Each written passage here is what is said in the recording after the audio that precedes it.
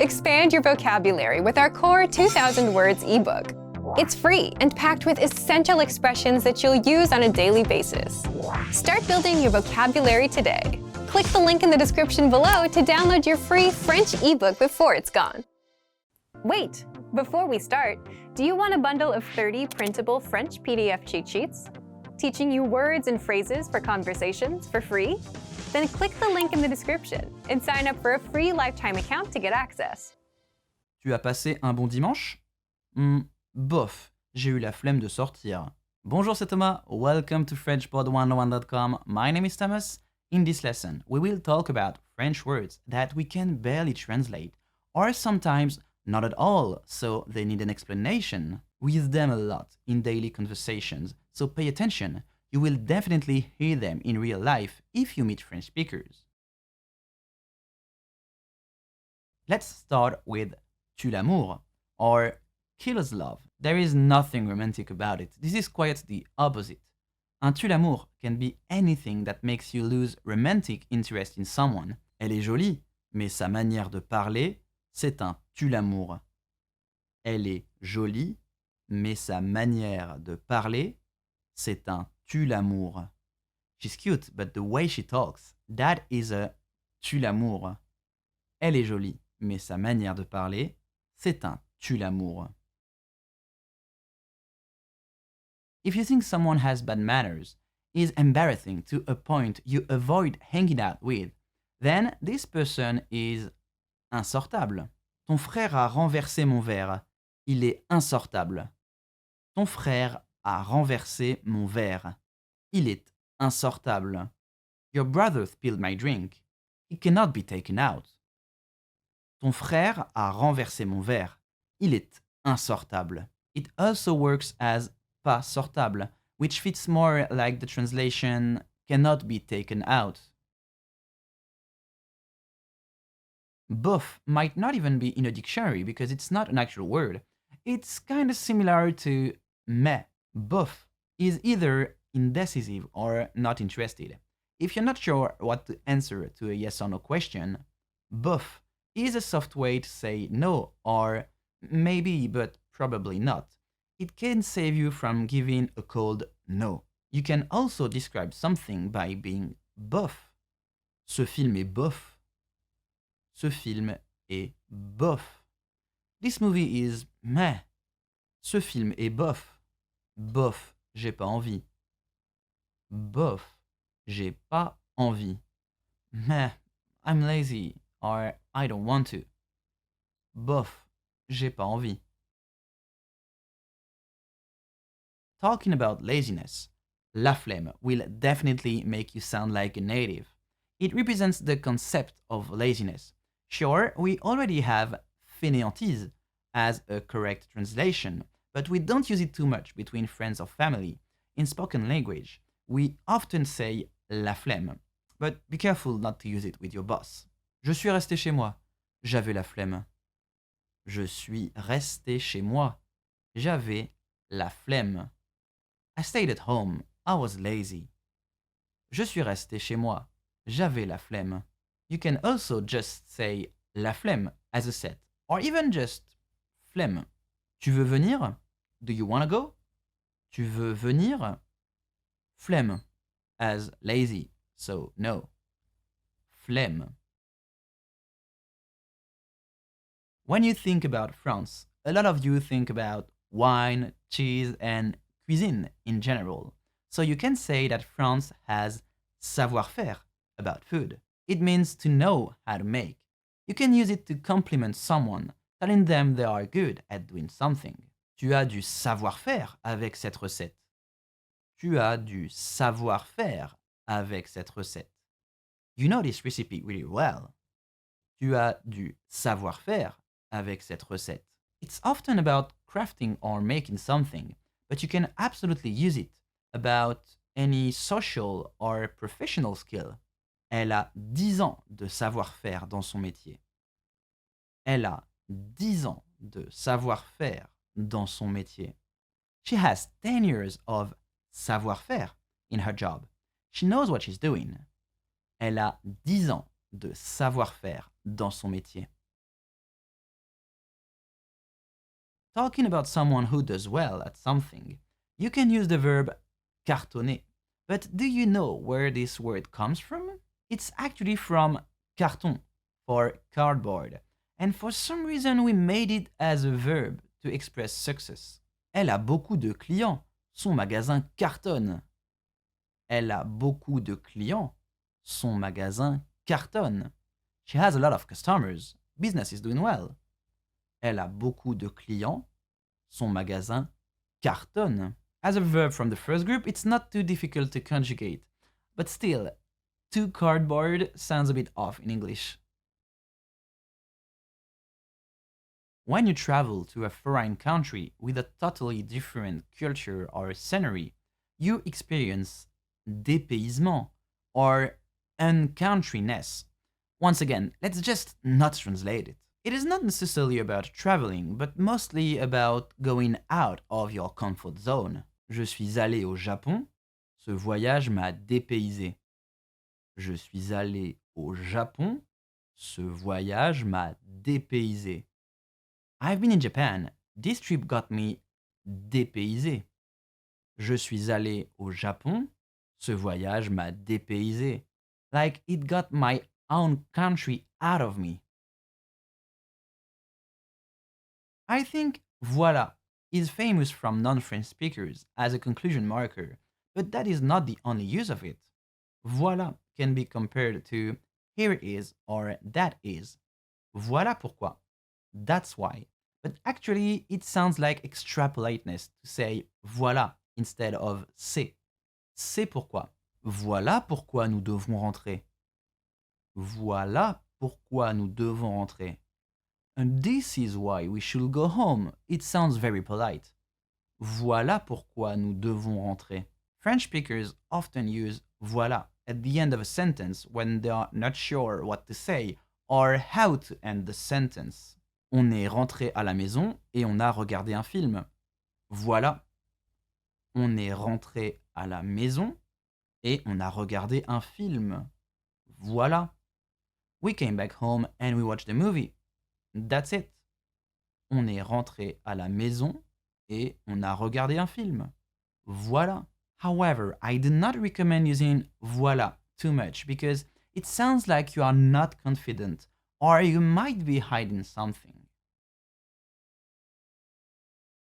Contresens comes from contre for against or opposite and sens for meaning or direction. You can think of it as doesn't make sense. We can use it for something we do or something we say. Cette traduction est un contresens. Cette traduction est un contresens. This translation doesn't make sense. Cette traduction est un contresens. Du sel dans le café, c'est un contresens. Du sel dans le café, c'est un contresens. Salt in coffee, that is a nonsense. Du sel dans le café, c'est un contresens. If you just want to say opposite, you can use contraire, while contresens does not necessarily have an opposite. Rebelote comes from the old card game La Belote. When a player plays a queen and a king, they must say belote and rebelote to score points. So when we say rebelote, which is very common, it means something is happening again. For example, north of France is quite a rainy area, so I might say il a plu hier et aujourd'hui rebelote. Il a plu hier et aujourd'hui rebelote. It was raining yesterday and today, here we go again. Il a plu hier et aujourd'hui rebelote. I'm confident you never heard about this one. Faire du yaourt, or yaourter as a verb, will be translated as to make yogurt or even to yogurt, but I'm not talking about cooking. Actually, we say someone fait du yaourt when they think in an inarticulate flow, mostly in a foreign language. J'ai fait du yaourt au karaoké. J'ai fait du yaourt au karaoké. I sang in yogurt At karaoke, it was too difficult. J'ai fait du yaourt au karaoké. It refers to the inconsistent texture of yogurt. And now, let's review the words we learned today. Say them after me. Tu l'amour. Tu l'amour. Insortable. Insortable. Bof. Bof. La flemme. La flemme. Savoir-faire. Savoir-faire. Cartonner. Cartonner. Dépaysement. Dépaysement.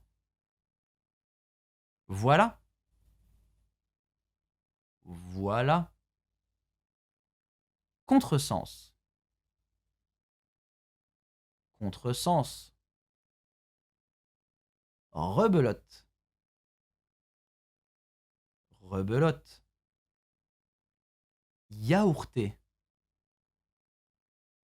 Yaourté.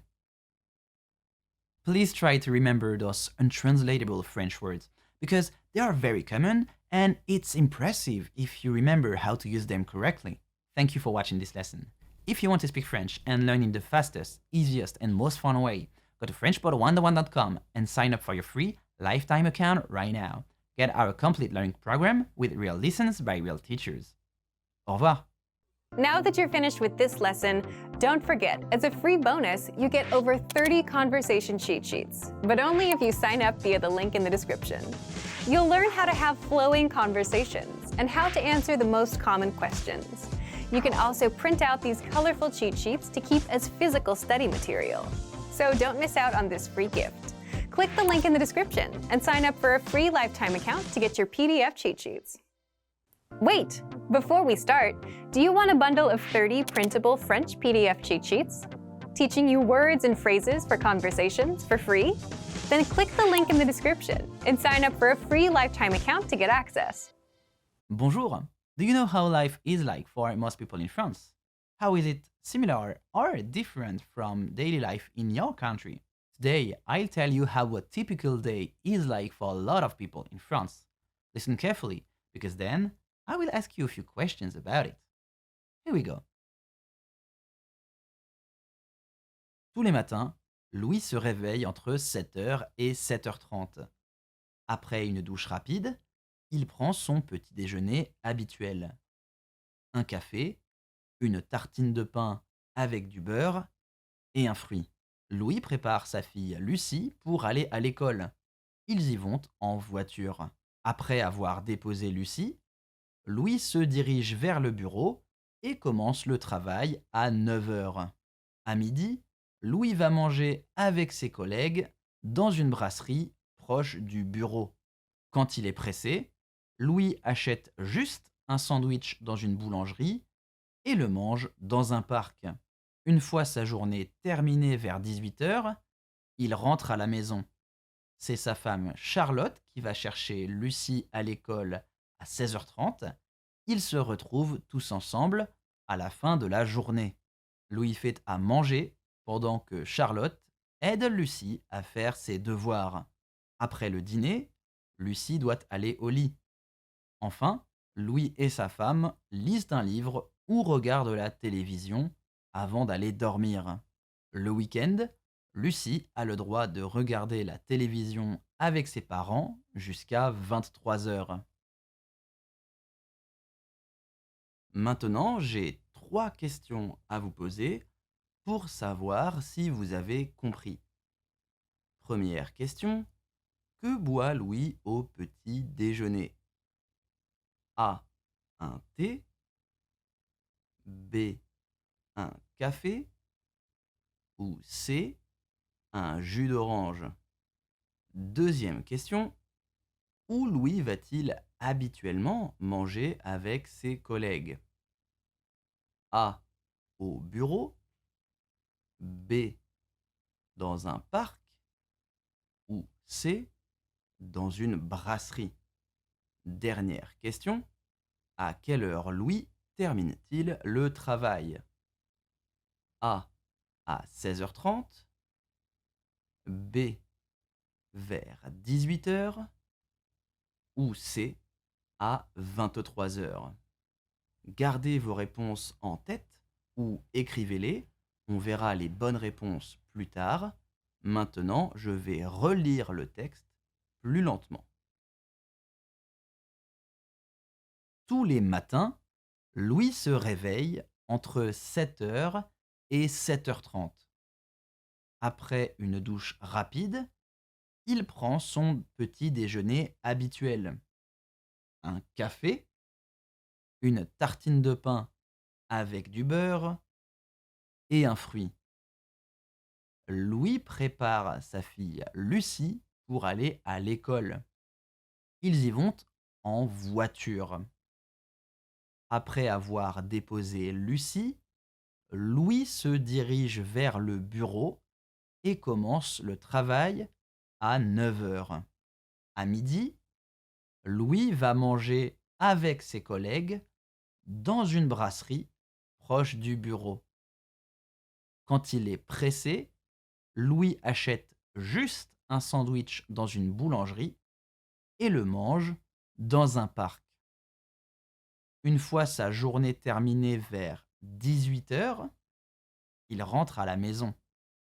C'est sa femme Charlotte qui va chercher Lucie à l'école à 16h30. Ils se retrouvent tous ensemble à la fin de la journée. Louis fait à manger pendant que Charlotte aide Lucie à faire ses devoirs. Après le dîner, Lucie doit aller au lit. Enfin, Louis et sa femme lisent un livre ou regardent la télévision avant de dormir. Le week-end, Lucie a le droit de regarder la télévision avec ses parents jusqu'à 23h. Do you have all the answers now? Let's break down the story. Tous les matins, Louis se réveille entre 7h et 7h30. Every morning, Louis wakes up between 7 and 7:30 a.m., of course. We do not usually mention du matin or du soir for a.m. p.m. because it's quite obvious from context. Après une douche rapide, il prend son petit déjeuner habituel. Habituel is what he usually has for breakfast, which is un café, une tartine de pain avec du beurre et un fruit. So the answer to question 1 was B, café, as coffee. That's the only drink he has in the morning. He also eats a slice of bread with butter and a fruit. Louis prépare sa fille Lucie pour aller à l'école. Ils y vont en voiture. This why, ils y vont, is an actual word. It refers to where they are going, so we don't have to repeat it. We just said it before. Here it goes between the subject and the verb. But in a question, it will be comment y vont-ils? How do they get there? En voiture, by car, or it can be en métro, by the metro. Après avoir déposé Lucie, Louis se dirige vers le bureau et commence le travail à 9h. Once he drops off Lucy at school, he goes toward the office. Se diriger means to go in a specific direction or to a said place. À midi, Louis va manger avec ses collègues dans une brasserie proche du bureau. At noon or for lunch, Louis and his coworkers eat in a brasserie close to the office. This is the answer to question 2. C'est dans une brasserie. In this context, brasserie is a type of restaurant where you can eat simple dishes. Originally, the word is from the place where bière or beer is made, a brewery. Quand il est pressé, Louis achète juste un sandwich dans une boulangerie et le mange dans un parc. When he's in a rush, he just buys a sandwich in a boulangerie, A bakery. Of course, you can find plenty of them anywhere in France. Une fois sa journée terminée vers 18 heures, il rentre à la maison. Answer to question 3 is B. Vers 18 heures. About 6 p.m. Once his day is over, he goes back home. C'est sa femme Charlotte qui va chercher Lucie à l'école à 16h30. Ils se retrouvent tous ensemble à la fin de la journée. Charlotte picks up Lucy when school is over, so they all end up together at the end of the day.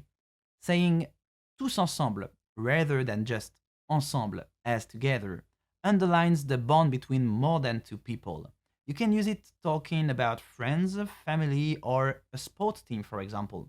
Louis fait à manger pendant que Charlotte aide Lucie à faire ses devoirs. Louis cooks the dinner while his wife helps Lucy with homework.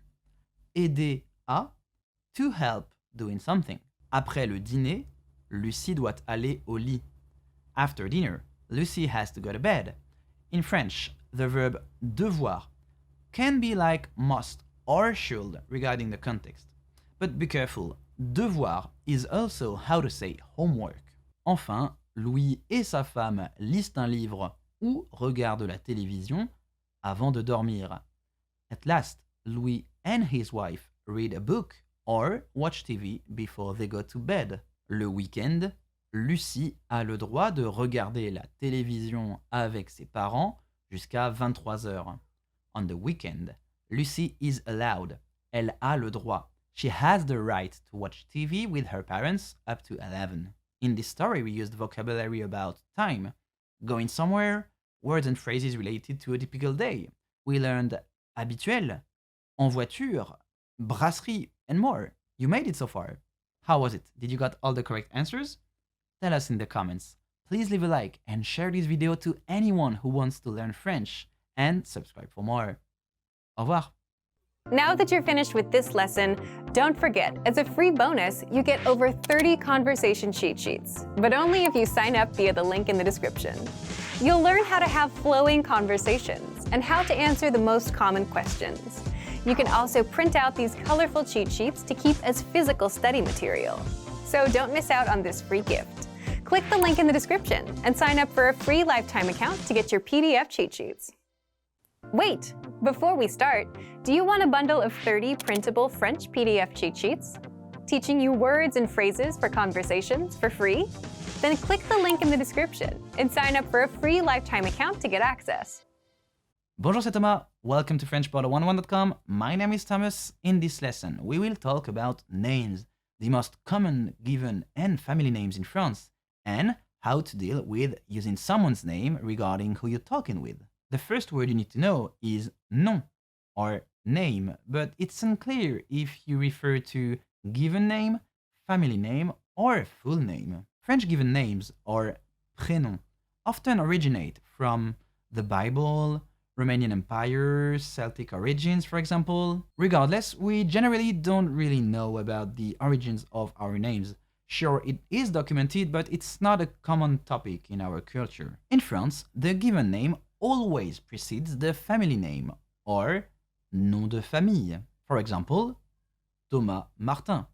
This is not my actual full name, but my first name is very common, and Martin is the most common family name in France. A lot of them can also be a given name, which is also true for my first name. So you can meet someone called Thomas Martin and someone called Martin Thomas.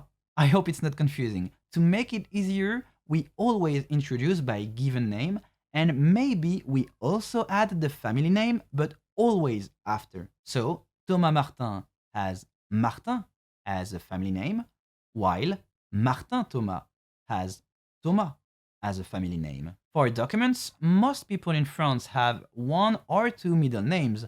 We say deuxième prénom and troisième prénom, as for second and third names. No one uses them in daily life. It is entirely about administrative stuff. Usually we give names of relatives as middle names. For example, my second name is my father's name, and my third name is my grandfather's name. As an example, using very common names, a full name with second and surname could be Louis René Michel Lemoine for a man, or Laura Marie Germaine Petit for a woman. This is how you'd be called by the officiant at your wedding. Hopefully you don't need to know the middle names of your friends or coworkers. Now, I will give you some of the most common names in France per age demographic. On the youngest side, people born from 2010 to recently as female names: Léa, Louise, Alice, Jade, Emma. As male names: Léo, Louis, Arthur, Jules, Lucas. Did you notice? A lot of names can be male or female regarding a slight difference, like Léo, Léa, or Louis, Louise. We also have neutral names like Camille or Gabriel, but they are often written in a different way. Gabriel for a boy, Gabrielle double L-E for a girl. About people born in the 90s and early 2000s as female names: Marie, Sarah, Laura, Julie, Caroline. As male names: Pierre, Antoine, Julien, Nicolas, Maxime. And finally, names that were popular in my grandparents' generation as female names: Simone, Monique, Thérèse, Madeleine, Germaine. As male names: Jean, René, Henri, Marcel, Michel. A lot of those older names can be male or female, like Germain, Germaine, or Michel, Michel, so pay attention how to write them and how to pronounce them. Some people have a double first name, or un prénom composé, like Jean-Michel or Marie-Claire. And sometimes they even mix male and female names. To know if a double name is male or female, you just have to look at the first one. For example, Jean-Marie is a male name, but Marie-Pierre is a female name.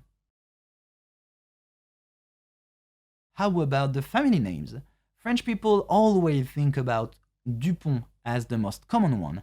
It's very cliché for us, but actually it's not even in the top 10.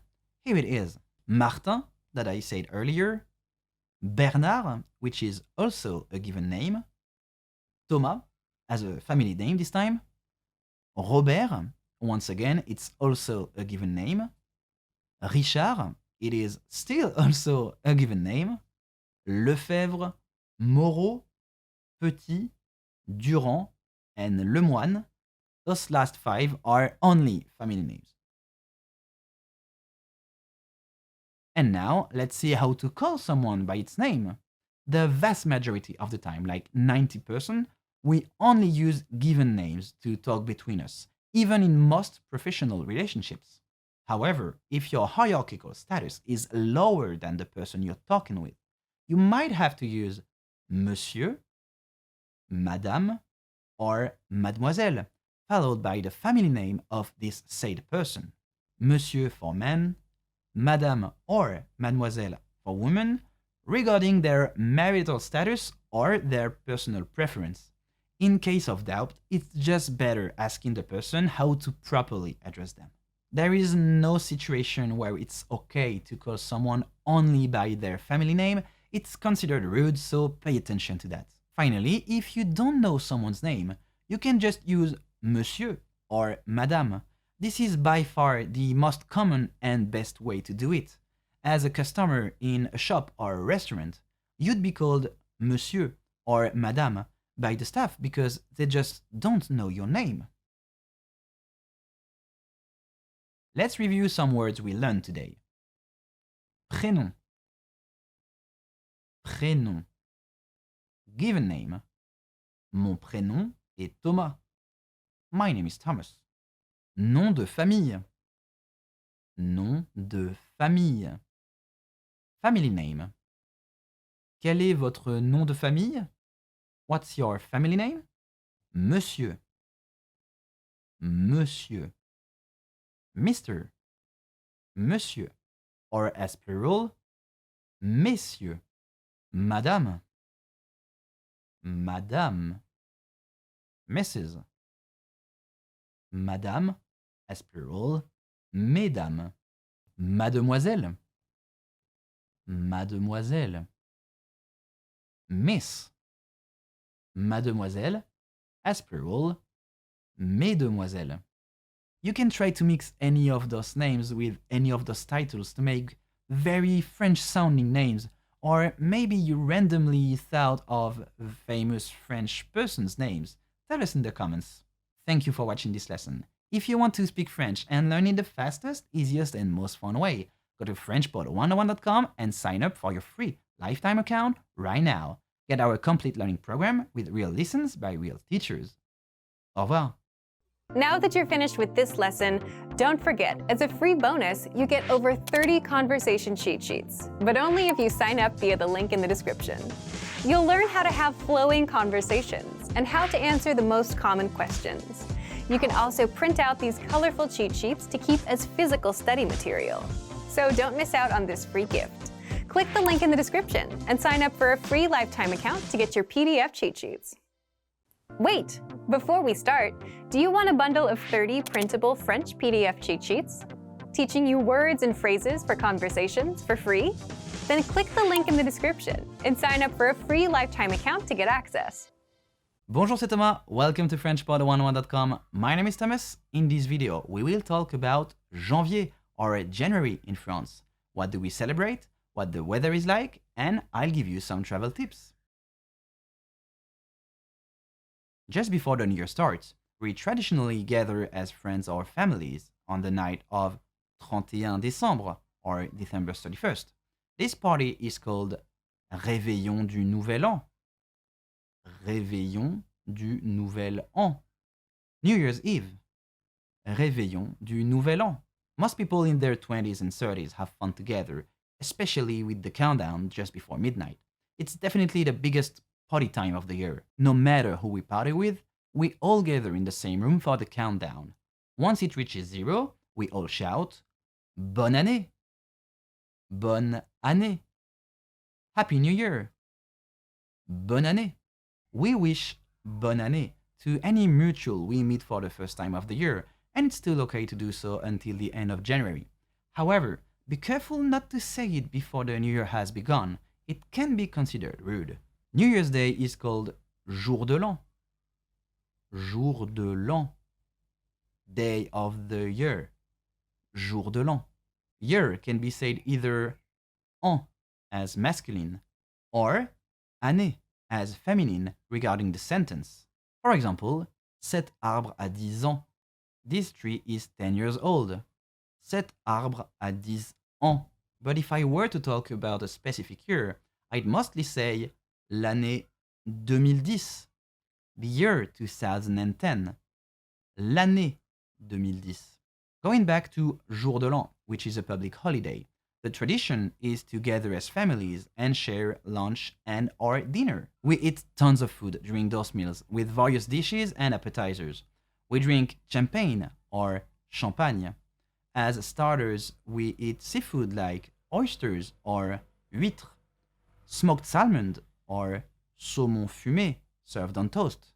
We also eat foie gras, which is made from the liver of a duck or a goose. Foie gras translates to fat liver. It is usually served on toast as well, but it can also be cooked with meat. The most traditional main course is chapon or capon shared by all the family, with sides like potatoes, green beans, or cooked chestnuts. Later, we have the cheese course served with bread, and dessert as macaron, and of course, la bûche de Noël, or Yule log, often carried over from Christmas. All the food I mentioned is common with Christmas party meals. Later in January, we traditionally share la galette des rois.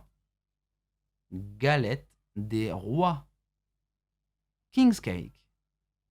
Galette des rois. This pastry takes its origin from Epiphany, or Epiphany, a Christian celebration, However, now it is widely celebrated regardless of religious beliefs.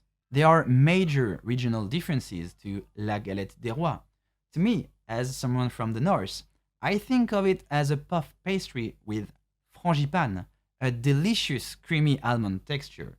However, in south of France, it is fluffy as a brioche, shaped like a crown and decorated with candied fruits. So it's very different. In any of those, La Fève, a small ceramic figurine, is hidden.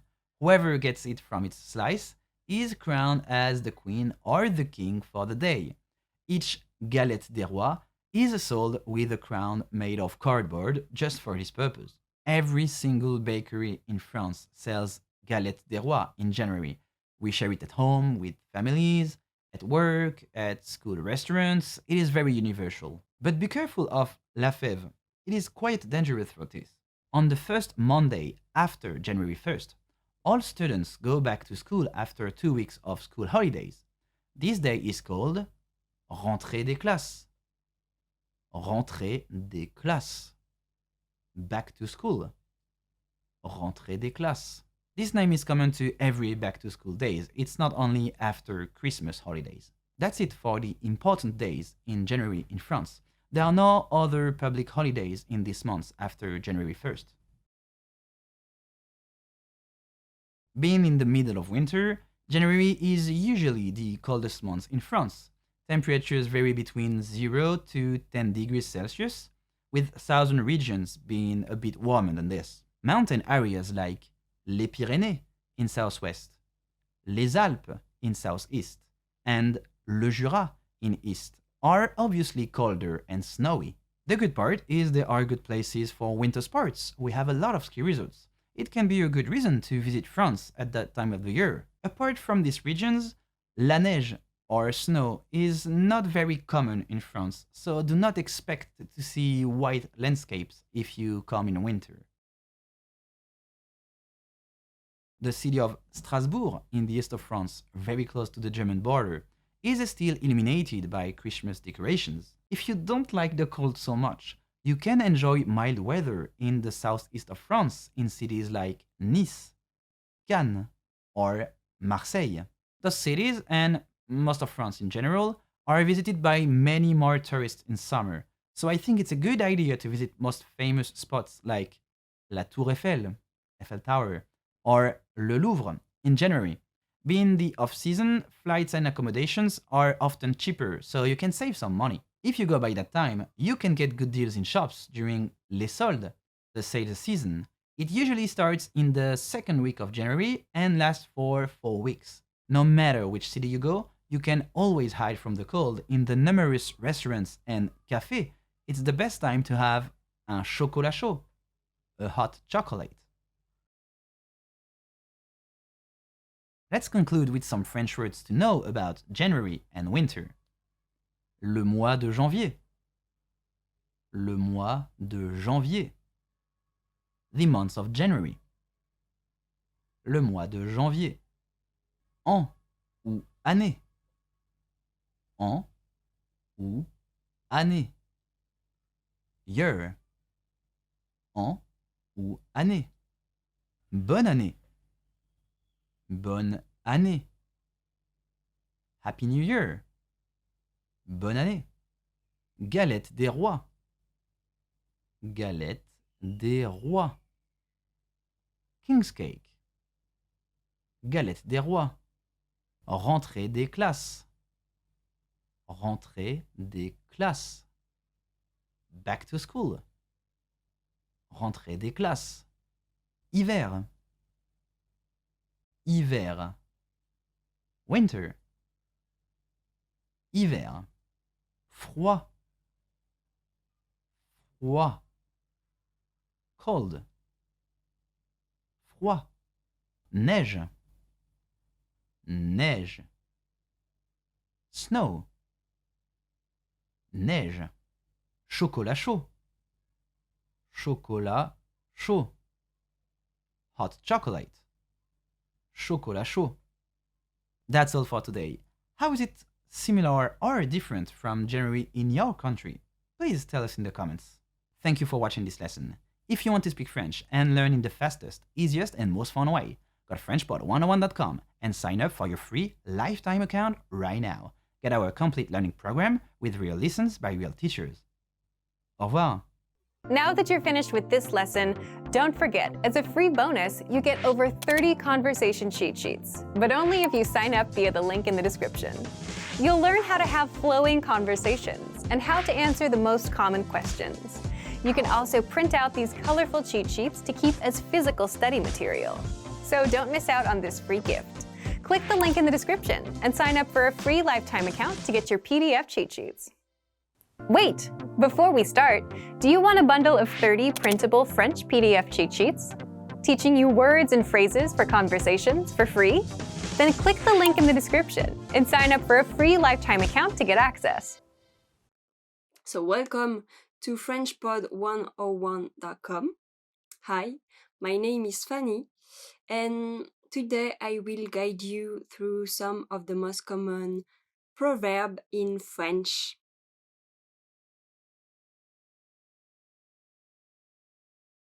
We will break down their meanings and show you how to use them in daily conversation. At the end, I will give you a quick test to see what you've learned. I hope you're ready to this video and to learn some proverbs in French.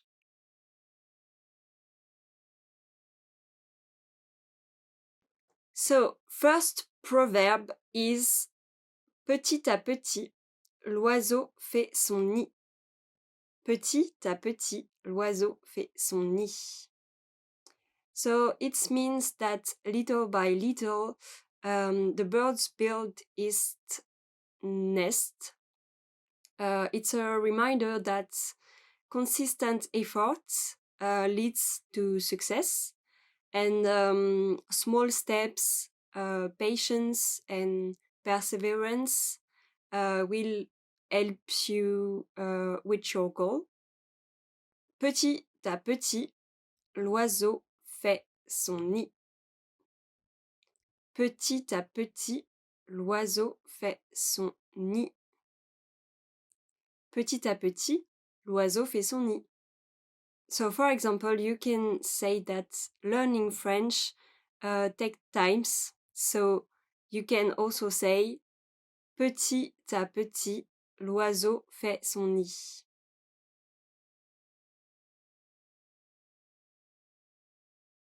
Okay, next proverb, l'habit ne fait pas le moine. So, yeah, this one is not really easy.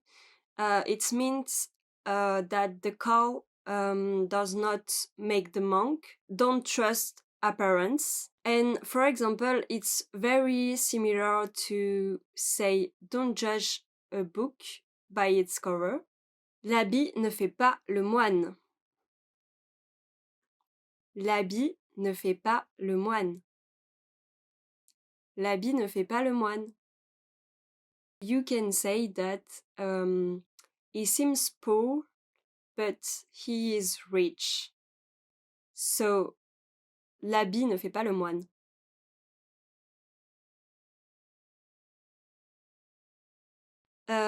Next proverb, après la pluie, le beau temps. So, this one is very, very common in French language. It means that after the rain comes sunshine. As you can see, it's symbolized hope after bad times. Après la pluie, le beau temps. Après la pluie, le beau temps. Après la pluie, le beau temps. And you can, for example, say that if you've been through a lot, you can remember that après la pluie, le beau temps. Qui ne tente rien n'a rien. It means that who tries nothing gets nothing. It means that if you want something, you need to take a risk. or just you need to move to reach this goal. Qui ne tente rien n'a rien. Qui ne tente rien n'a rien. Qui ne tente rien n'a rien. So, for example, you a student and you apply for a scholarship. You can say qui ne tente rien n'a rien.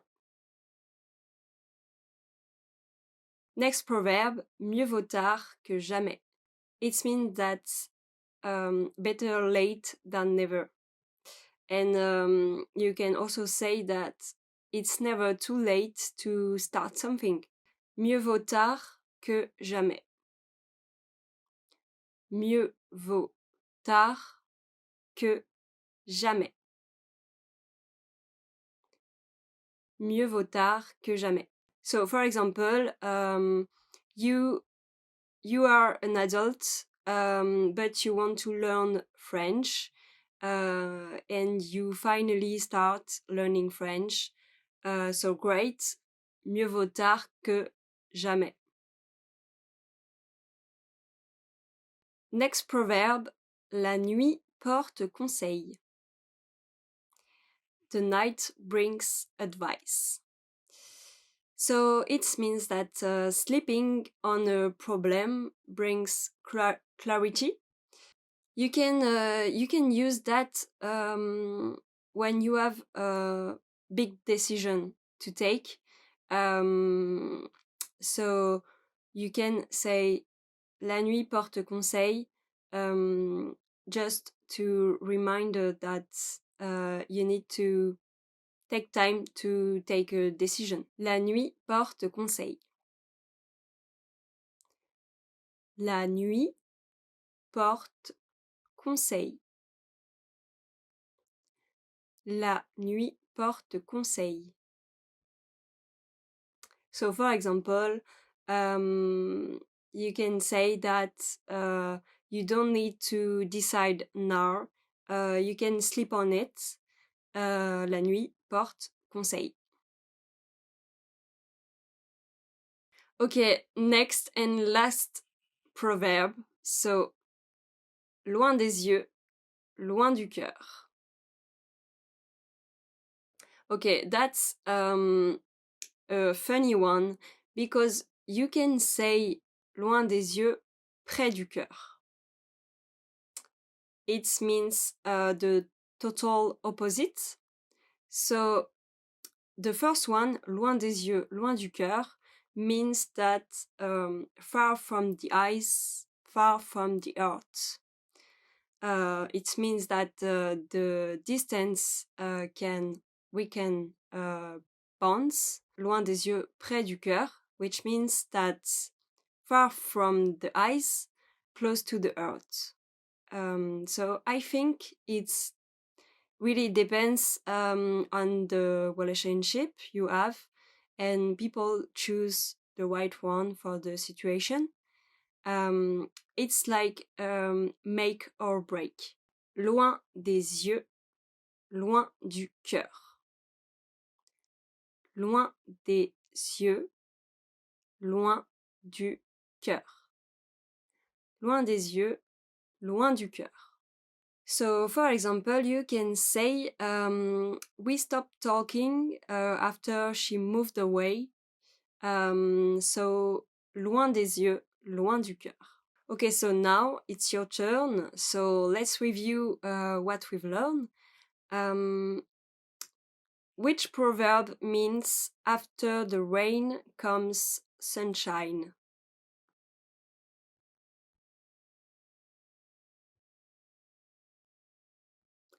Après la pluie, le beau temps. Okay, next question. Which one is about not judging by appearance? L'habit ne fait pas le moine. And last question. How do you say better late than never in French?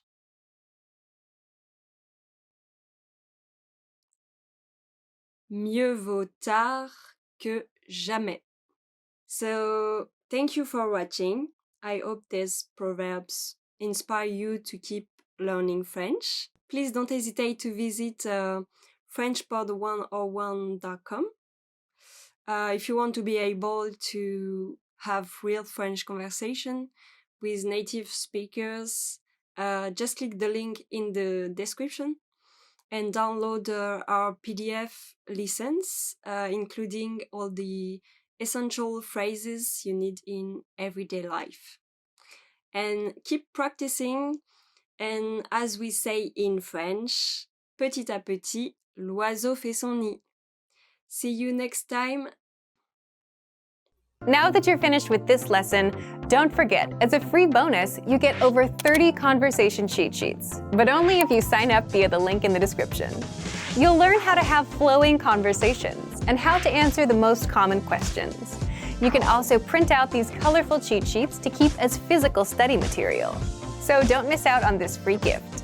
Click the link in the description and sign up for a free lifetime account to get your PDF cheat sheets. Wait! Before we start, do you want a bundle of 30 printable French PDF cheat sheets? Teaching you words and phrases for conversations for free? Then click the link in the description and sign up for a free lifetime account to get access.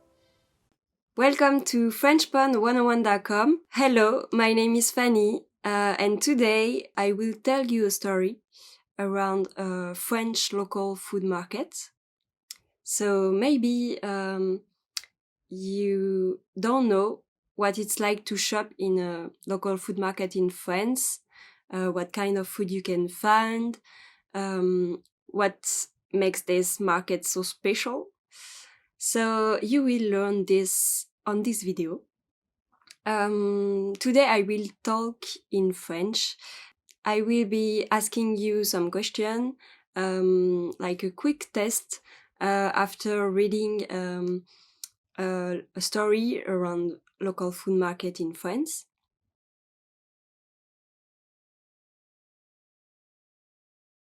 So let's talk in French. Clément et Sophie, un couple parisien, adorent leur visite au marché chaque dimanche.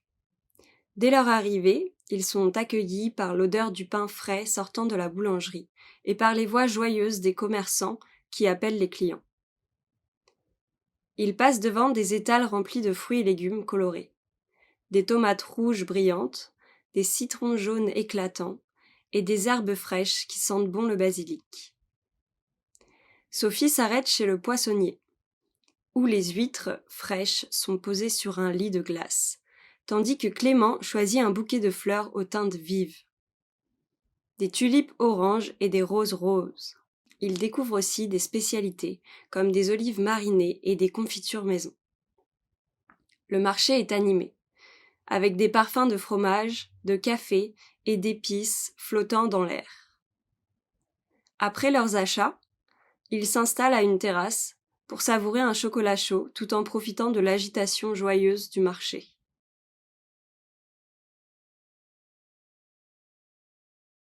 Maintenant, vérifions si vous avez compris. Que choisit Clément au marché? Du poisson, des fleurs, des olives.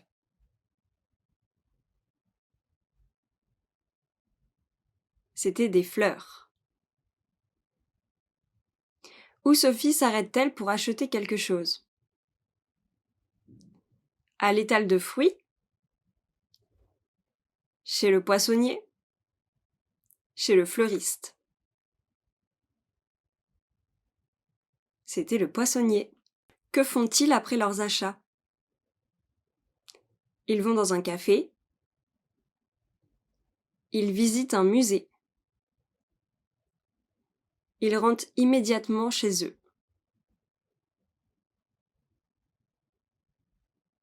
Ils vont dans un café.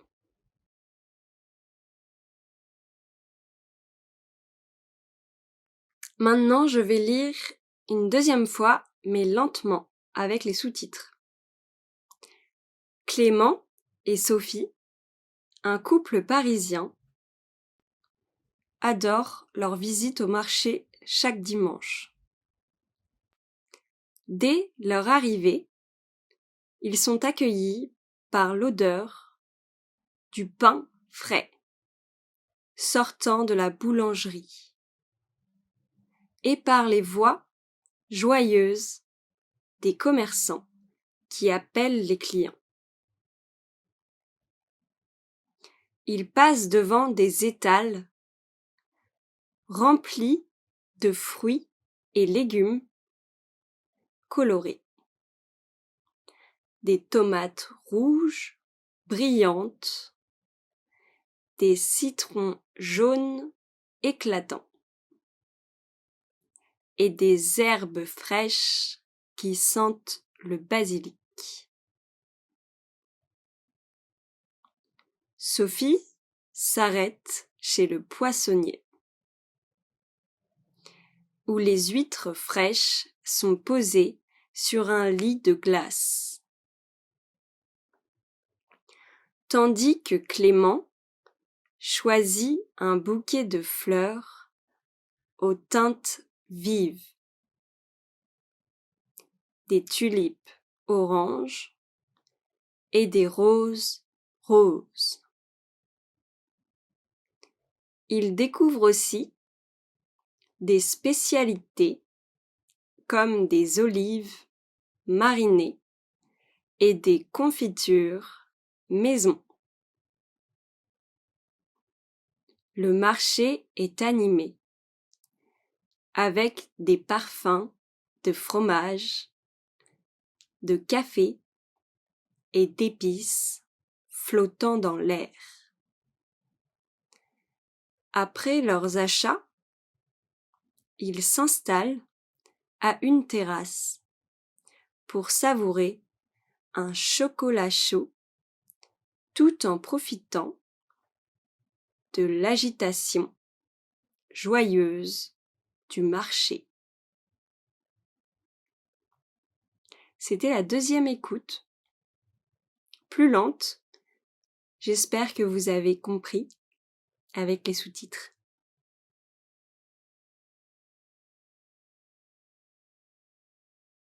Maintenant, on va essayer de décrypter quelques mots et phrases importantes de l'histoire. Vous êtes prêts? Le marché. Le marché, c'est un lieu très fréquenté où l'on peut acheter des produits frais, comme des fruits, des légumes, du poisson, du fromage, du pain. Les marchés sont une grande partie de la vie quotidienne en France, et surtout le week-end. La boulangerie. Vous devez connaître la boulangerie, puisque c'est ici qu'on achète les croissants. Les commerçants. Les commerçants, c'est les personnes qui vendent leurs produits au marché. Le poissonnier. Le poissonnier, c'est le commerçant du poisson. Donc, il vend du poisson. Les huîtres. Les huîtres, c'est un mot difficile à dire en français. Huîtres, ce sont des coquillages frais qu'on a l'habitude de manger souvent pendant les fêtes. C'est un repas assez luxueux. Les olives marinées, c'est un apéritif populaire en France. La confiture maison. Alors la confiture maison, c'est beaucoup utilisé pour le petit déjeuner en France. Après, il faut savoir que les marchés en France ne sont pas des endroits seulement pour acheter de la nourriture. Donc comme vous pouvez le voir, on peut aussi acheter des fleurs, mais parfois il y a aussi des vêtements et toutes sortes d'autres petites choses à acheter qui sont faites localement, à la main souvent et de façon artisanale. Ensuite, on va voir 3 expressions françaises, donc on va les décrypter. La première, l'agitation joyeuse du marché. Donc c'est une expression qui permet de parler de l'atmosphère vivante d'un lieu Donc là, en l'occurrence, le marché. Souvent, quand on parle d'agitation, on parle de personnes qui parlent, qui bougent. Il y a du mouvement et c'est vivant. La deuxième expression, c'est sur un lit de glace. Sur un lit de glace, ça veut dire que les choses sont posées. En l'occurrence, c'était des huîtres qui étaient posées sur de la glace pilée. S'installer à une terrasse. Alors en France, les terrasses, c'est très commun. Souvent, les cafés et les bars ont des terrasses dehors. Bon travail, la vidéo touche à sa fin. Great job, I hope you enjoyed this video about the Parisian market experience. Thank you for watching. I hope this story inspires you to keep learning French. Please don't hesitate to visit FrenchPod101.com if you want to be able to have real French conversation with native speakers. Just click the link in the description and download our PDF, listen, including all the essential phrases you need in everyday life. Keep practicing and see you next time. Bye bye! Now that you're finished with this lesson, don't forget, as a free bonus, you get over 30 conversation cheat sheets, but only if you sign up via the link in the description. You'll learn how to have flowing conversations and how to answer the most common questions. You can also print out these colorful cheat sheets to keep as physical study material. So don't miss out on this free gift. Click the link in the description and sign up for a free lifetime account to get your PDF cheat sheets. Wait! Before we start, do you want a bundle of 30 printable French PDF cheat sheets? Teaching you words and phrases for conversations for free? Then click the link in the description and sign up for a free lifetime account to get access. Welcome to FrenchPod101.com. Hi, my name is Fanny. In this lesson, you will learn about what happens in France in February. If you're planning a trip or just want to improve your French, you are in the right place.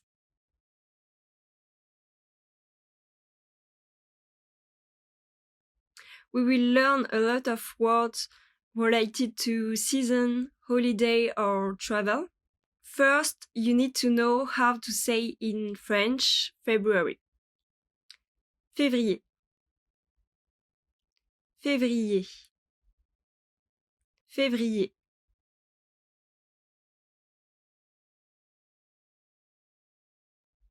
So weather in France in February. So in France, February is one of the most coldest months. So the temperature is ranging from 0 to 10 degrees. Some areas, especially mountains and north of France, can get even colder. So in February, you can say il gèle. It's freezing. Il gèle. Il gèle. You can also say il neige, means it's snowing. Il neige. Il neige. As you can see in French, you can say il to say he or it.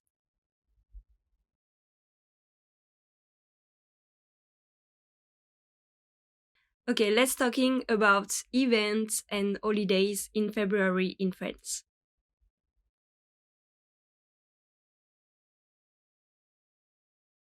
So the first event in February in France, it's La Chandeleur. La Chandeleur means Candlemas. La Chandeleur. La Chandeleur. La Chandeleur. On February 2nd, the French celebrate La Chandeleur by making crepes. So this tradition has religious origins, but today it's also to enjoying good food. Une crêpe. Une crêpe. Une crêpe. Une crêpe. Une crêpe. It's like a French pancake, and you can eat with sugar, chocolate, or jam.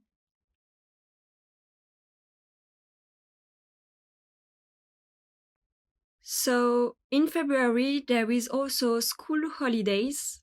This holiday lasts 2 weeks, but not all students have them in the same time. These holidays in February are called les vacances d'hiver. Les vacances d'hiver. Les vacances d'hiver. It's like winter break. And you can also say les vacances scolaires. Les vacances scolaires. Les vacances scolaires. It means school holiday.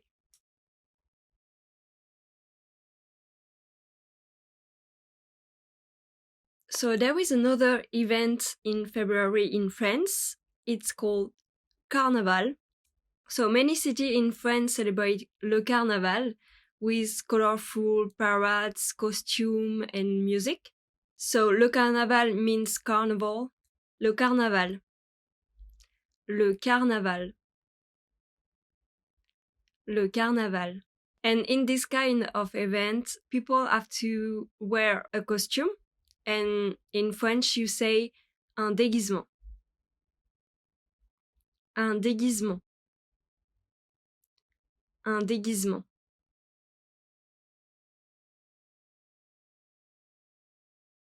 The last event in France in February is Valentine's Day.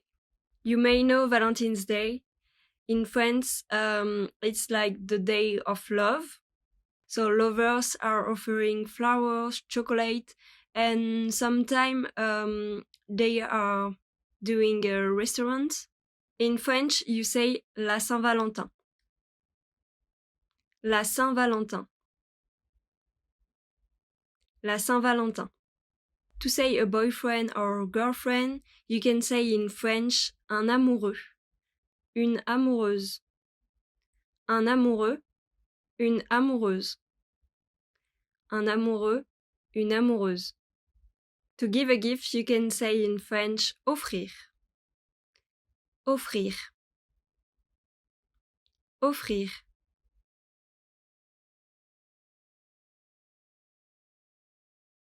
Okay, now the best part of this video, what you can do in France in February.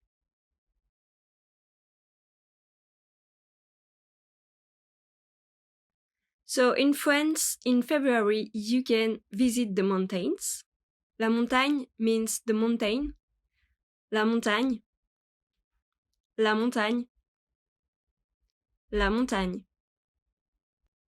So even if you don't ski, and there is a lot of ski in France, you can enjoy like fresh air, snowy landscape, or cozy food. In French, we also say aller à la neige. So going to the snow. To say aller à la montagne, so going to the mountain.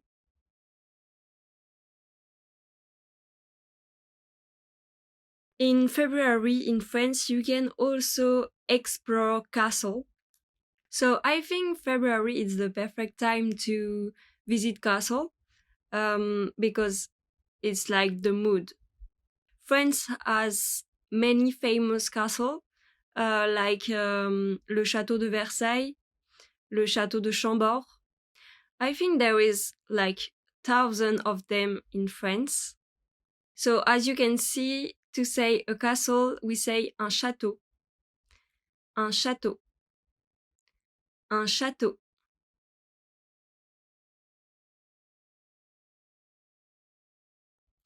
And the last but not least, it's the food. So in February in France, you can eat winter dishes. So there is two popular winter dishes in France. The first one is la raclette, and the second one is la fondue. Both are melted cheese with potatoes or bread. La raclette, la raclette, la raclette. La fondue. La fondue. La fondue.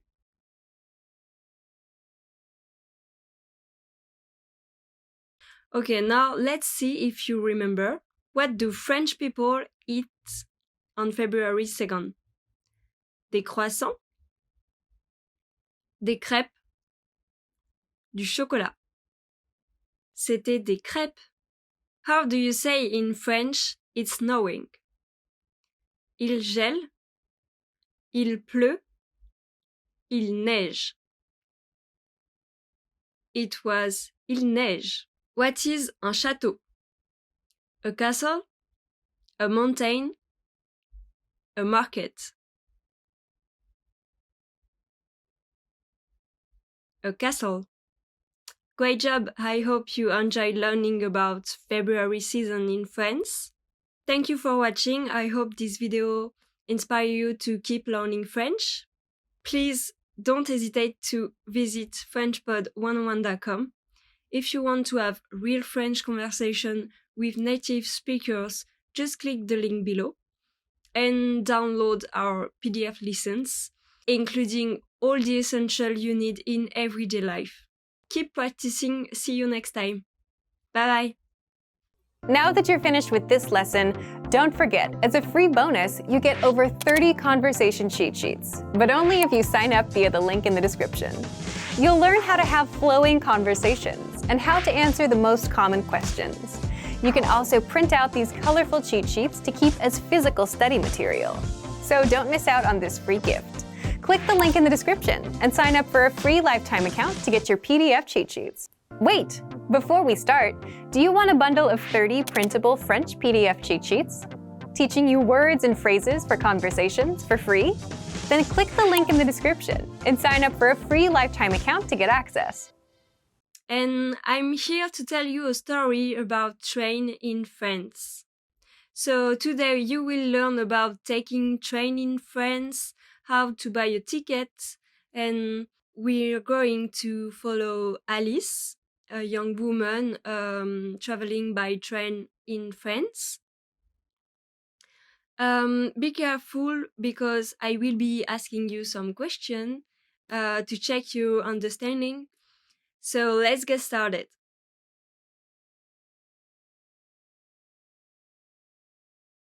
Alice, une jeune femme de 24 ans, originaire d'Angers, prépare son voyage à Paris.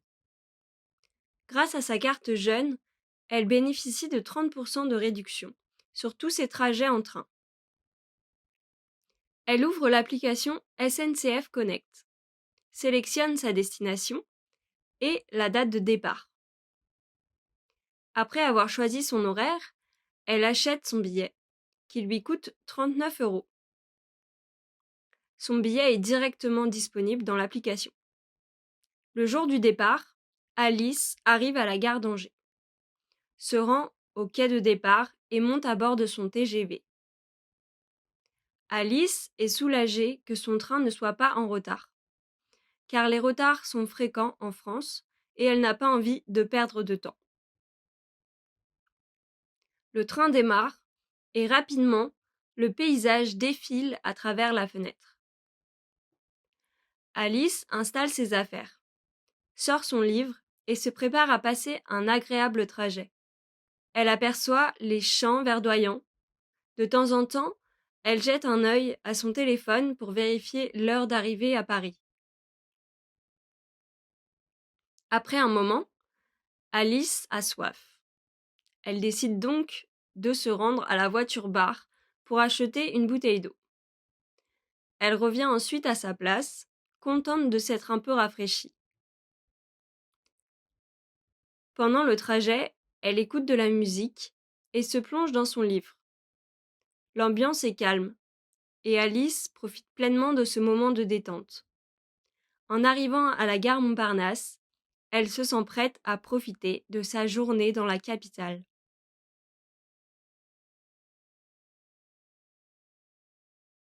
Maintenant, vérifions votre compréhension en quelques questions. Pourquoi Alice obtient-elle une réduction sur son billet? Parce qu'elle utilise une carte jeune? parce qu'elle achète son billet en avance,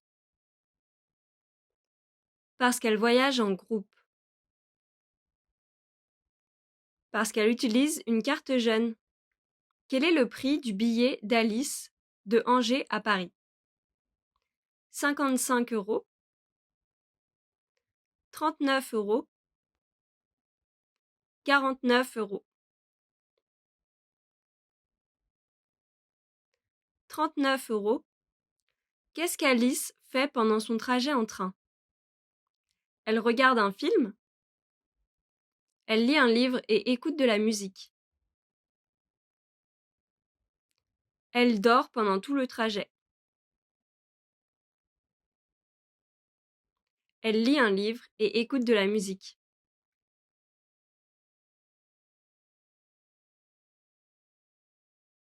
Alice, une jeune femme de 24 ans, originaire d'Angers, prépare son voyage à Paris. Grâce à sa carte jeune, elle bénéficie de 30% de réduction sur tous ses trajets en train. Elle ouvre l'application SNCF Connect, sélectionne sa destination et la date de départ. Après avoir choisi son horaire, elle achète son billet, qui lui coûte 39 euros. Son billet est directement disponible dans l'application. Le jour du départ, Alice arrive à la gare d'Angers, se rend au quai de départ et monte à bord de son TGV. Alice est soulagée que son train ne soit pas en retard, car les retards sont fréquents en France, et elle n'a pas envie de perdre de temps. Le train démarre et rapidement, le paysage défile à travers la fenêtre. Alice installe ses affaires, sort son livre et se prépare à passer un agréable trajet. Elle aperçoit les champs verdoyants. De temps en temps, elle jette un œil à son téléphone pour vérifier l'heure d'arrivée à Paris. Après un moment, Alice a soif. Elle décide donc de se rendre à la voiture-bar pour acheter une bouteille d'eau. Elle revient ensuite à sa place, contente de s'être un peu rafraîchie. Pendant le trajet, elle écoute de la musique. Elle se plonge dans son livre. L'ambiance est calme et Alice profite pleinement de ce moment de détente. En arrivant à la gare, Montparnasse, elle se sent prête à profiter de sa journée dans la capitale.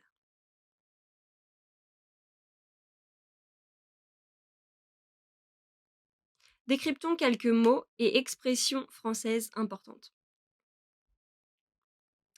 La SNCF.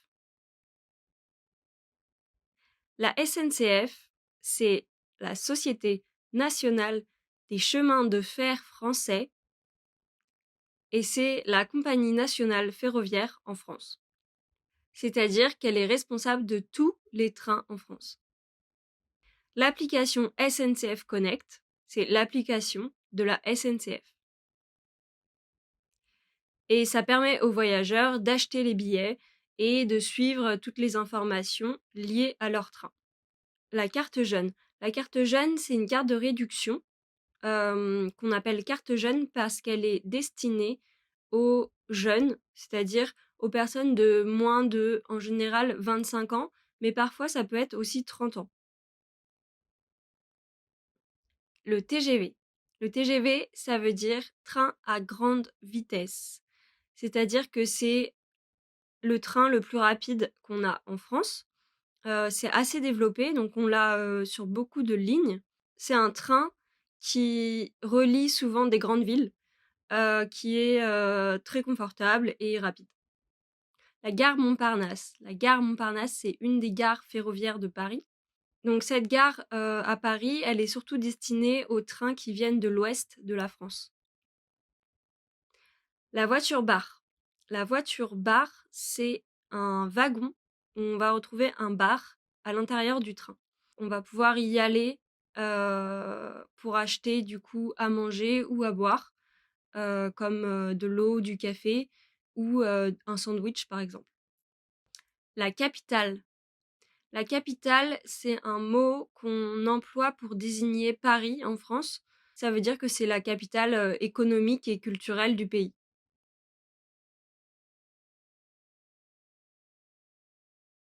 Petite révision.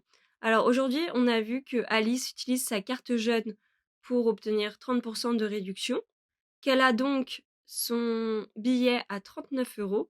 Pendant son trajet, Alice lit un livre, écoute de la musique et elle va aussi s'acheter une bouteille d'eau dans la voiture bar. Et on a aussi vu que à l'arrivée à la gare Montparnasse, Alice était prête à découvrir la capitale, donc Paris. Comme vous l'avez vu, voyager en train en France, c'est non seulement agréable, ça peut être parfois économique en fonction des réductions et surtout, c'est plus écologique.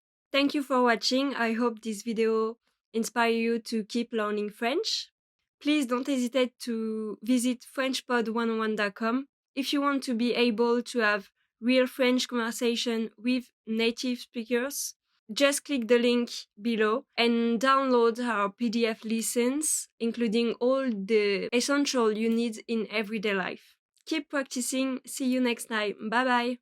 Now that you're finished with this lesson, don't forget, as a free bonus, you get over 30 conversation cheat sheets, but only if you sign up via the link in the description.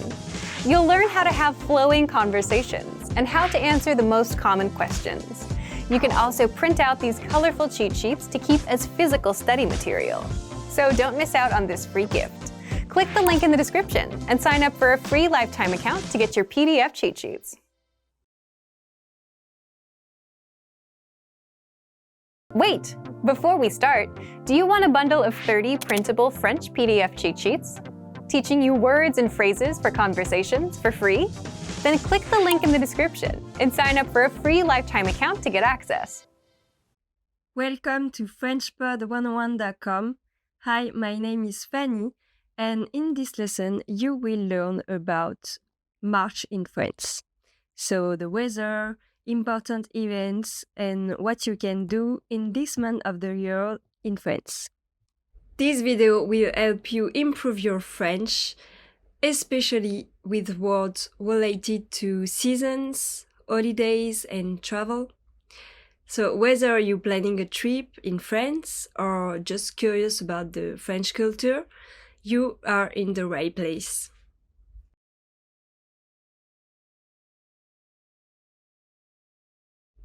We will start with the weather, then we will talk about main events in March in France, and we will see also the things you can do in March in France, like activities and exciting things you can do in France.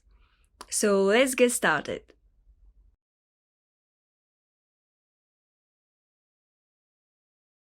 As you may know, March is between winter and spring. The temperatures start to rise, ranging from 5 to 15 degrees, but the weather can still be unpredictable with occasional rain. Do you know how to say in French spring? Le printemps. Le printemps. Le printemps. March is the beginning of le printemps, the beginning of spring. And there is daylight saving time in France. So days become longer and flowers start blooming. L'heure d'été. Daylight saving time. L'heure d'été. L'heure d'été.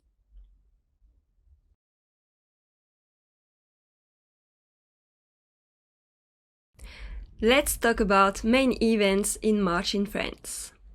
So, there is no holidays in March in France, but there is some big events.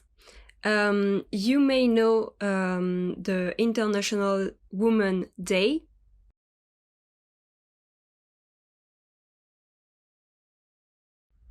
In France, this day is marked by marches, debates, manifestations, and cultural events.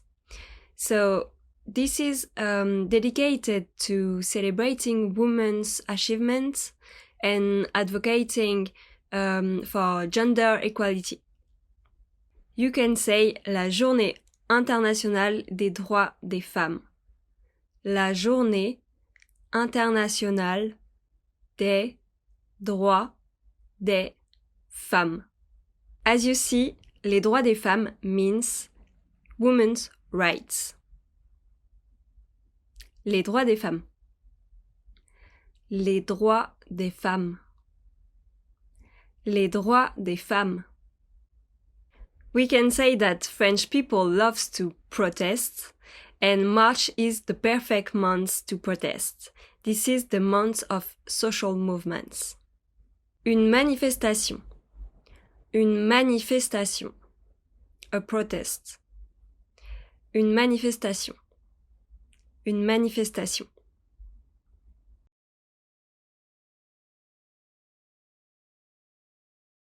So the second celebration is Grandmother in March. So the first Sunday of March, French people are celebrating Grandmother. This is the Grandmother Day, and you can say la fête des grands-mères. La fête des grands-mères. La fête des grands-mères. So this is the perfect day to remember to spend more time with your grandmother and maybe buy some flower. And in French you say une grand-mère. Une grand-mère. A grandmother. Une grand-mère.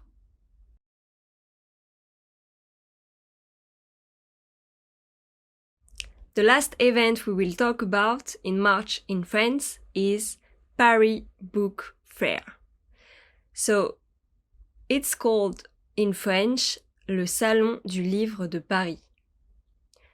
Le Salon du Livre de Paris. So, every year, book lovers gather in Paris for the book fair, and there is many author, publisher, writer and readers. Lire. Reading. Lire. Lire. Lire. Livre. A book. Livre. Livre.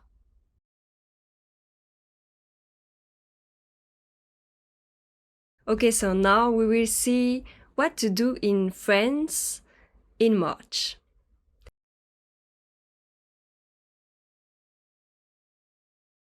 So the first thing to do in France in March is to enjoy parks and gardens. Do you know how to say that in French?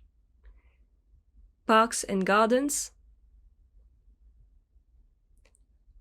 Un parc. Un jardin. Un parc. Un jardin. Un parc. Un jardin.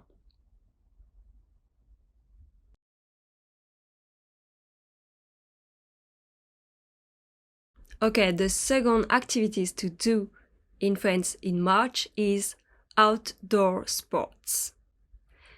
Because March is the best month to start training outside. So you can do hiking, running, cycling. Do you know how to say in French? Hiking, randonnée. Cycling, faire du vélo. running, courir. Hiking, randonnée. Randonnée. Randonnée. Cycling, faire du vélo. Faire du vélo. Faire du vélo.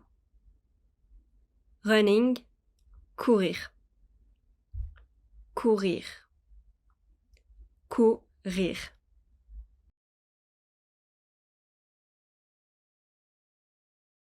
Last but not least, taste seasonal food in France in March. And you can also go to the French coffee terrace to feel the sun in your skin. So, do you know how to say picnic in French? Picnic. Picnic. Picnic. And do you know how to say terrace in French? Terrasse. Terrasse. Terrasse.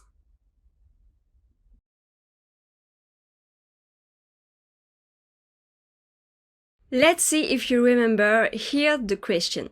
What do French people celebrate on the first Sunday of March? Grandmother's Day, Father's Day, Mother's Day. Grandmother's Day.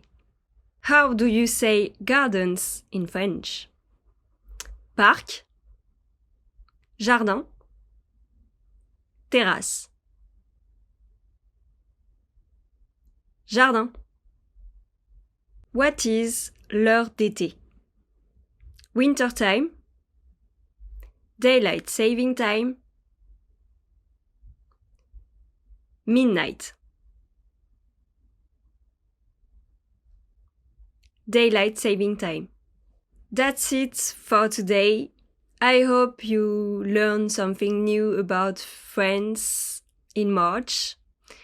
Thank you for watching, and if you want to be able to have real French conversation with native speakers, just click the link in the description and download our PDF lessons, including all the essentials you need in everyday life. Keep practicing. See you next time. Bye bye! Now that you're finished with this lesson, don't forget, as a free bonus, you get over 30 conversation cheat sheets, but only if you sign up via the link in the description. You'll learn how to have flowing conversations and how to answer the most common questions. You can also print out these colorful cheat sheets to keep as physical study material. So don't miss out on this free gift. Click the link in the description and sign up for a free lifetime account to get your PDF cheat sheets. Wait! Before we start, do you want a bundle of 30 printable French PDF cheat sheets? Teaching you words and phrases for conversations for free? Then click the link in the description and sign up for a free lifetime account to get access. Welcome to FrenchPod101.com. Hi, my name is Fanny, and today I'm going to take you to a local festival in France. Festivals in France are all different. Some are big, some are small, but they usually have few things in common, such as music, shows, or a lot of drinks and food, and people are gathering to enjoy the moment. Today we're going to check out one of them, les accroche-cœurs. I will take you through the atmosphere, the fun, and everything that makes it special. So let's get started.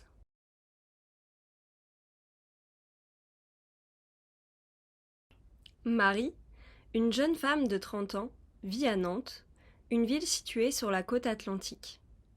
Mais chaque année, elle se rend à Angers pour participer aux accroche-cœurs, un festival de rue où les artistes se produisent dans différents lieux publics pour offrir des spectacles gratuits. Le matin du festival, Marie arrive à la gare d'Angers, excitée de découvrir l'ambiance du festival. Elle se rend d'abord sur la place du ralliement, où des spectacles de théâtre de rue, des concerts et des performances de danse envahissent l'espace public. Les artistes jouent de la musique, font des acrobaties et racontent des histoires en interaction avec le public. C'est une expérience immersive et vivante, où tout le monde est invité à participer. À midi, Marie se rend vers les stands de nourriture, à côté des quais. Il y a de tout, des crêpes bretonnes, des sandwichs à la viande grillée, des galettes de légumes et même des spécialités locales, comme la fouasse angevine. Elle choisit un burger végétarien, accompagné de frites maison, tout en sirotant une boisson artisanale à base de fruits frais. L'après-midi, Marie retrouve des amis et ils découvrent un parc réinventé en une fête foraine, vintage. Ils sont transportés dans les années 70 et décident d'y rester pour s'amuser quelques heures. C'est fascinant de voir ces artistes créer des univers parallèles. Le soir, le festival se termine par un grand défilé nocturne avec des lanternes flottantes le long de la Maine et des performances de danse acrobatiques. Les rues sont illuminées par des couleurs éclatantes et tout le monde marche dans une ambiance magique, admirant les artistes et les créations lumineuses.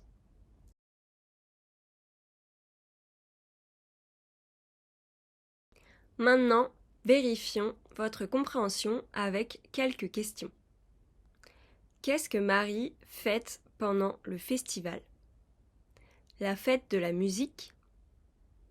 Les accroche-cœurs? La fête des fleurs?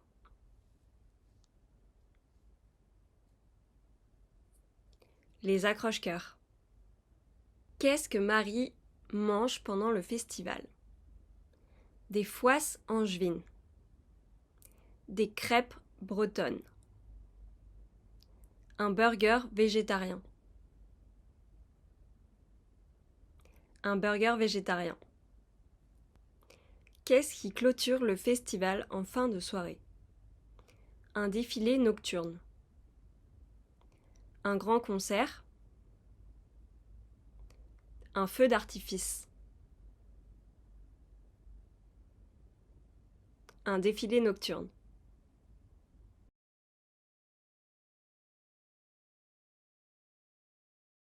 Marie, une jeune femme de 30 ans, vit à Nantes, une ville située sur la côte atlantique.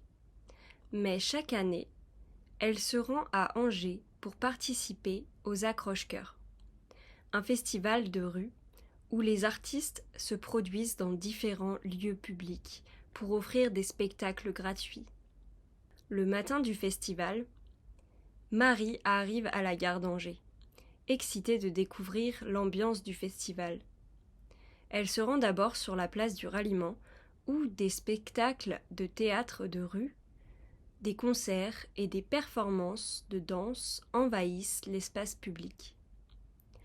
Les artistes jouent de la musique, font des acrobaties et racontent des histoires en interaction avec le public. C'est une expérience immersive et vivante, où tout le monde est invité à participer.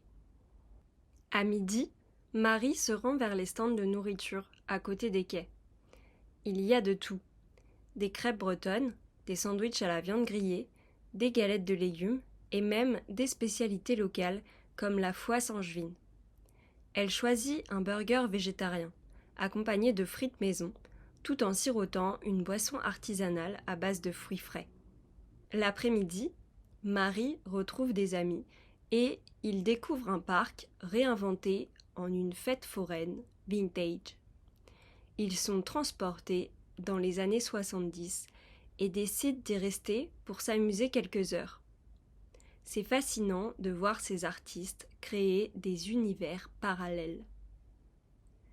Le soir, le festival se termine par un grand défilé nocturne avec des lanternes flottantes le long de la Maine et des performances de danse acrobatiques. Les rues sont illuminées par des couleurs éclatantes et tout le monde marche dans une ambiance magique, admirant les artistes et les créations lumineuses.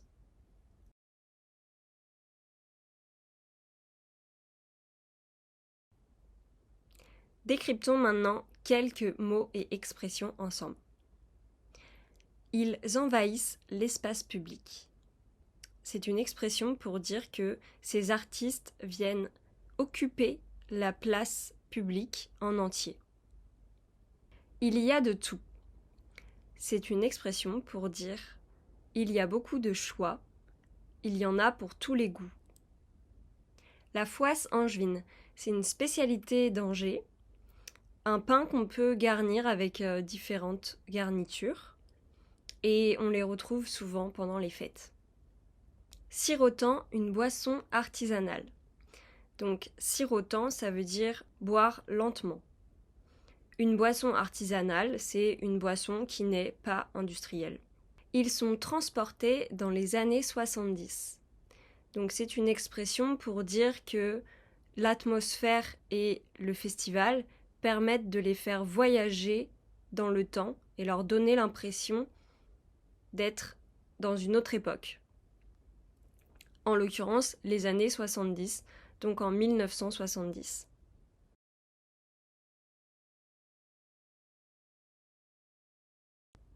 Maintenant, on va réviser les points importants de cette histoire. Donc, Marie vient de Nantes. Elle est allée profiter des accroche-cœurs à Angers. Elle a mangé un burger végétarien. Elle a profité des spectacles de rue. Et le festival s'est terminé par un défilé nocturne et des lanternes flottantes. Great job! I hope you enjoyed learning about local festival in France. Thank you for watching.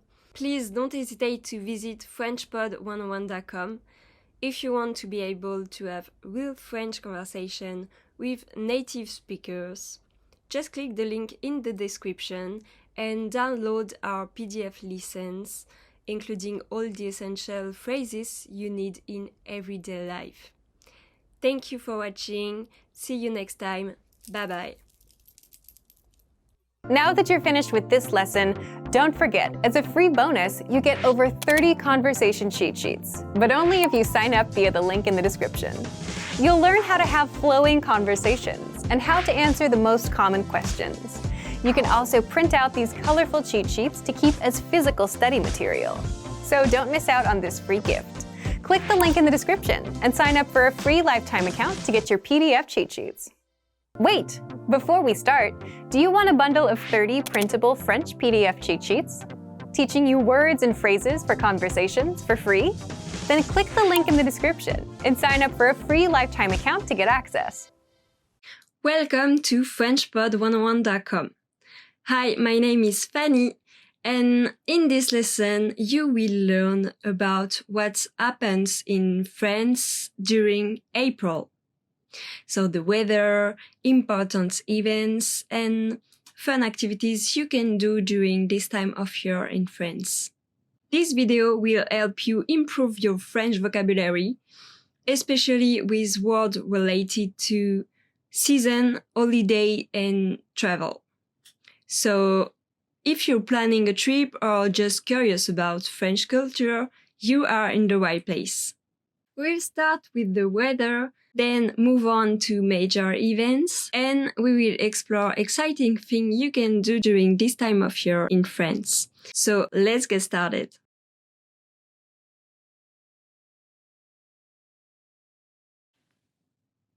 First, you need to know how to say April in French. Avril. Avril. Avril.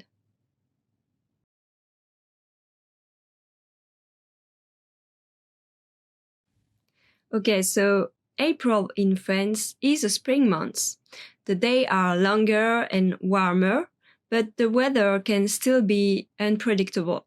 So you might hear this expression. En avril, ne te découvre pas d'un fil, which means, in April, don't take off a thread. So yeah, the weather can still be chilly, so don't take off your winter clothes. En avril, ne te découvre pas d'un fil.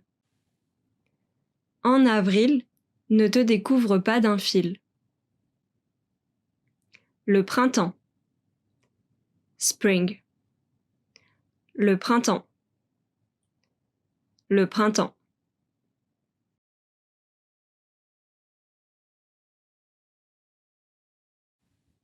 The first event in April is April Fool's Day, le 1er avril.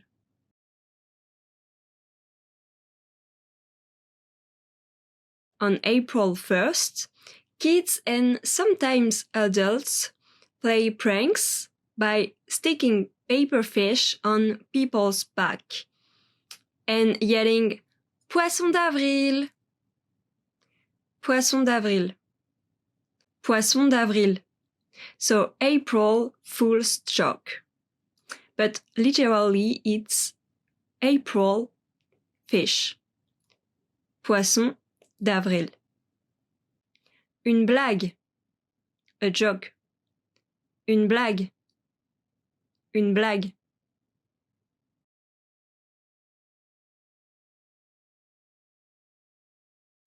The second event is Pâques. Easter. Pâques. Pâques. Depending on the year, Easter can fall in March or in April. And it's a major holiday in France with family meals and chocolate tradition. Les clochettes de Pâques. Easter bells.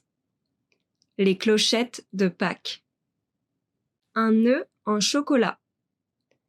Un nœud en chocolat. A chocolate egg. Un nœud en chocolat.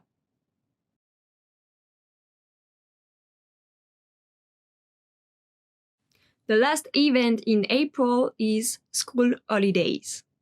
Spring break. So April is usually the time for les vacances de printemps. Spring break. Just like in winter, schools are divided into 3 zones, and each has a different schedule. So, les vacances de printemps. Spring holidays. Les vacances de printemps. Les vacances de printemps. Or you can also say les vacances de Pâques. Les vacances de Pâques. Easter holidays. Les vacances de Pâques.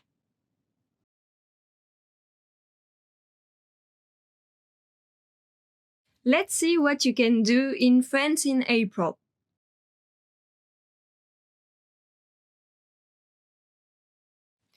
First, you can enjoy spring blossoms in parks and gardens.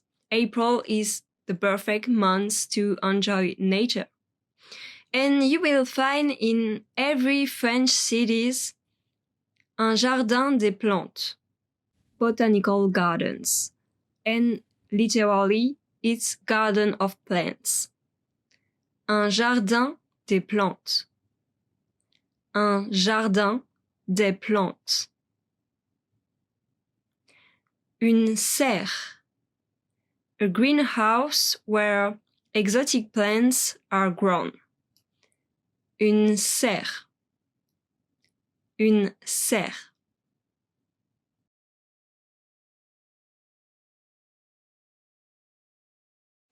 April is the perfect time to do spring cleaning. Le ménage de printemps. Yeah, because after winter, people open the window and clean the whole house from the top to the bottom. Le ménage de printemps. Spring cleaning. Le ménage de printemps. Nettoyer. To clean. Nettoyer. Nettoyer.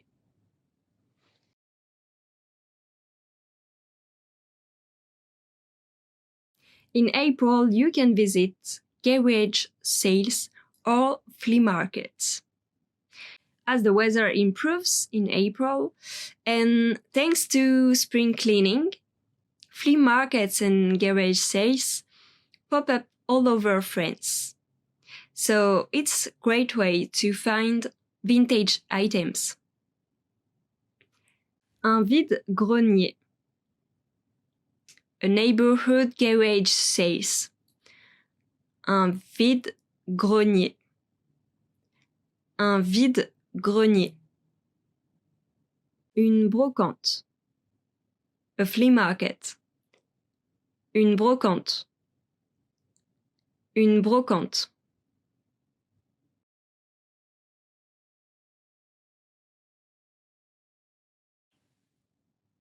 You can watch or join le Marathon de Paris. It's a cool event even if you're just watching. Le Marathon de Paris. Le Marathon de Paris. A long distance race in Paris. Le Marathon de Paris. Courir. To run. Courir. Courir.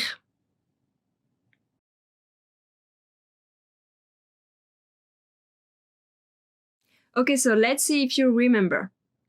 What do French kids do on April 1st? Eat crepes. Visit castle. Stick paper fish on people's back.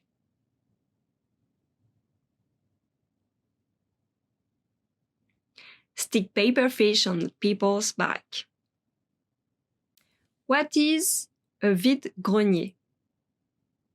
A spring soup, a flea market, a garage sale. A garage sale. What is un jardin des plantes? A chocolate factory, a flower shop, a botanical garden. A botanical garden. That's it for today. Thank you for watching. I hope you learned something new about April in France. Please don't hesitate to visit FrenchPod101.com if you want to be able to have real-friend conversation with native speakers. Just click the link in the description and download our PDF lessons, including all the essential phrases you need in everyday life. See you next time. Bye-bye. Now that you're finished with this lesson, don't forget, as a free bonus, you get over 30 conversation cheat sheets, but only if you sign up via the link in the description. You'll learn how to have flowing conversations and how to answer the most common questions. You can also print out these colorful cheat sheets to keep as physical study material. So don't miss out on this free gift. Click the link in the description and sign up for a free lifetime account to get your PDF cheat sheets. Wait! Before we start, do you want a bundle of 30 printable French PDF cheat sheets? Teaching you words and phrases for conversations for free? Then click the link in the description and sign up for a free lifetime account to get access. Welcome to FrenchPod101.com.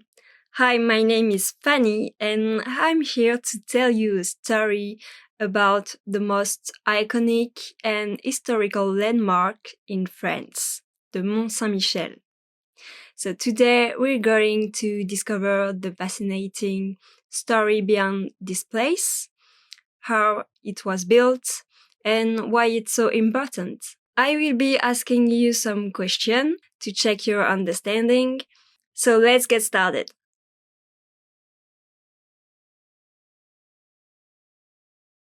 Le Mont Saint-Michel est un îlot rocheux situé en Normandie, dans le nord-ouest de la France. Depuis des siècles, il attire les visiteurs par sa beauté et son mystère. Mais savais-tu que ce lieu était autrefois un simple rocher perdu au milieu des marais? Selon la légende, c'est en l'an 708 que l'archange Michel serait apparu à l'évêque d'Avranches pour lui demander de construire une abbaye sur ce rocher. L'évêque hésita d'abord, mais après plusieurs apparitions, il accepta. Une petite église fut construite, puis au fil des siècles, l'îlot devint un centre religieux majeur. On y bâtit une magnifique abbaye gothique, perchée tout en haut du rocher. Le Mont Saint-Michel a aussi joué un rôle stratégique pendant la guerre de 100 ans, grâce à sa situation particulière. Il a résisté à de nombreuses attaques anglaises.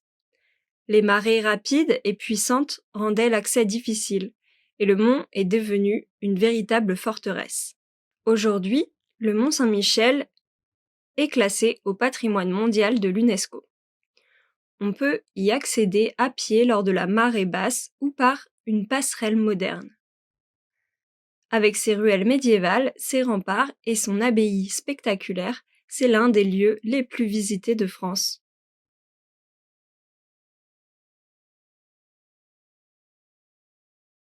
Maintenant, vérifions votre compréhension avec quelques questions.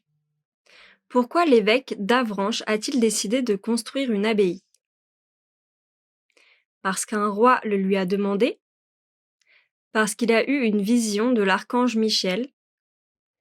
Parce qu'il voulait construire un château?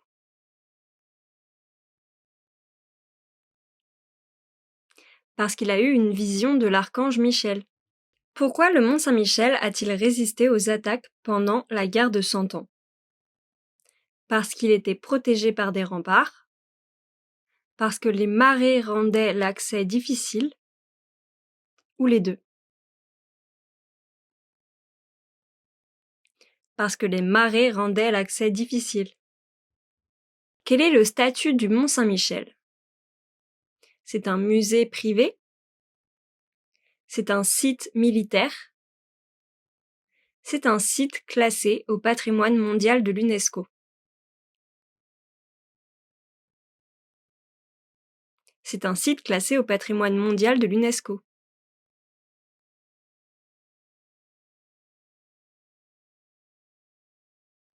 Le Mont Saint-Michel est un îlot rocheux situé en Normandie, dans le nord-ouest de la France.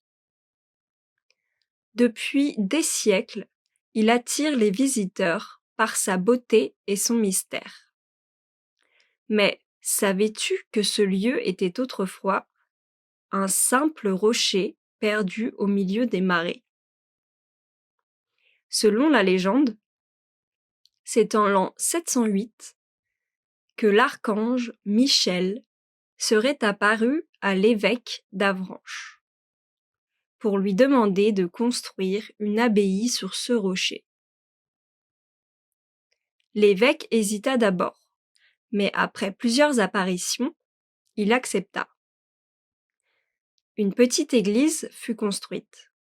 Puis, au fil des siècles, l'îlot devint un centre religieux majeur.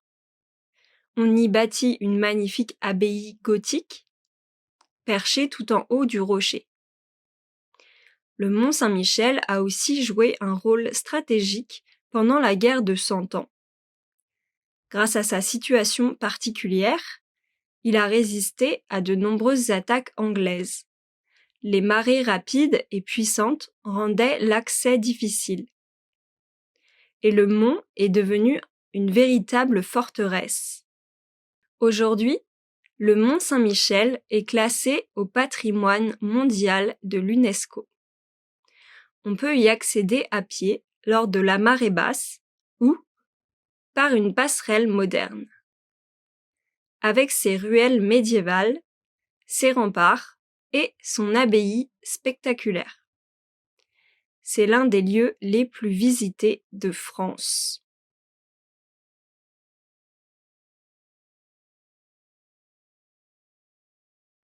Maintenant, décryptons quelques mots et expressions ensemble. Un îlot rocheux. C'est la contraction entre île, îlot, donc une petite île, et rocheux, donc qui est fait de roches. Une petite île qui est fait de roches. Un archange. Un archange, donc c'est un être céleste. On peut dire aussi un ange, mais dans les écrits bibliques et religieux, on appellera ça plutôt un archange, comme l'archange Michel. Attention, archange, ça ne se prononce pas archange. Ça se prononce bien archange. Gothique. Gothique, c'est un style architectural européen du Moyen Âge. La guerre de 100 ans. La guerre de 100 ans, c'est une guerre qui a duré 100 ans, pendant le XIVe et le XVe siècle, entre la France et l'Angleterre. C'est un conflit majeur en France. Les marées. Donc les marées, c'est le mouvement de la montée et de la descente de la mer. L'UNESCO. L'UNESCO, donc, c'est une organisation internationale qui protège les lieux historiques et naturels d'importance mondiale.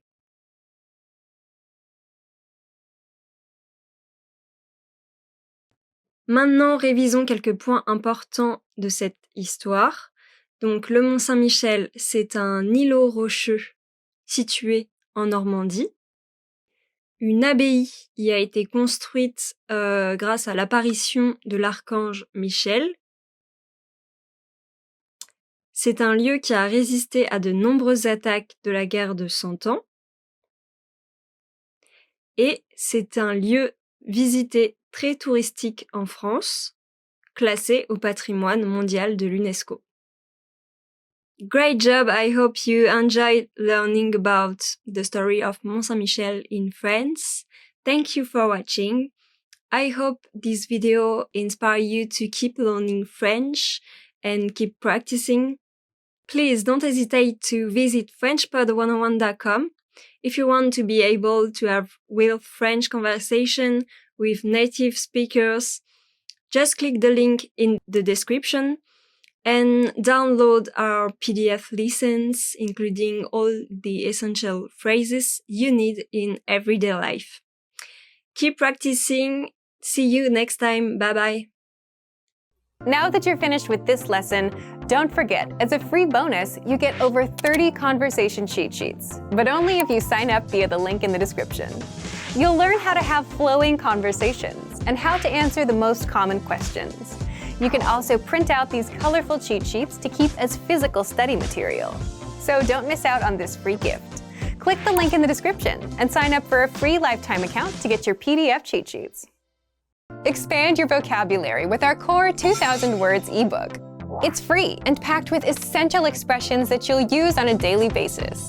Start building your vocabulary today. Click the link in the description below to download your free French ebook before it's gone.